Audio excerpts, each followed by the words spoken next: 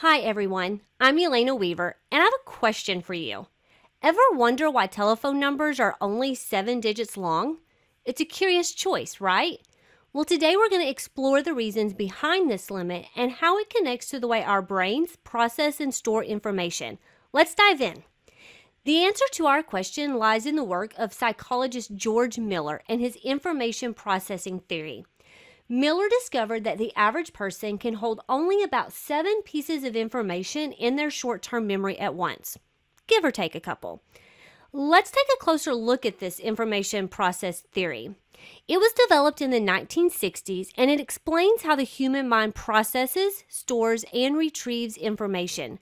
This theory likens the mind to a computer, emphasizing the sequential stages through which information passes. So you have your sensory memory. This captures external stimuli briefly, filtering relevant information for further processing. And then you have your short-term memory, or your STM. This temporarily holds and manipulates information with, again, a capacity of about 7, give or take 2, items and a duration of only 20 to 30 seconds. Long-term memory, LTM, is where that information is stored indefinitely, providing a vast repository of knowledge and experiences. Miller is most famous for his magical number 7 concept, which, as I mentioned, suggests that short-term memory can typically hold 7 pieces of information at once, plus or minus that 2. A key element of this theory is chunking, or grouping information into meaningful units to expand one's capacity. For example, when we learn a new phone number, we remember it in 2 chunks, 867-5309. So, keeping this in mind, what is the impact, or how does this impact the way we use technology in schools? Well, we have to consider cognitive load and information overload. Based on that 7 or plus or minus 2 rule, as technology becomes more prevalent in classrooms, we run the risk of overwhelming students with too much information. So educational technologies should support the organization and simplification of information. Interactive tools and platforms can help students break down complex tasks into those manageable chunks.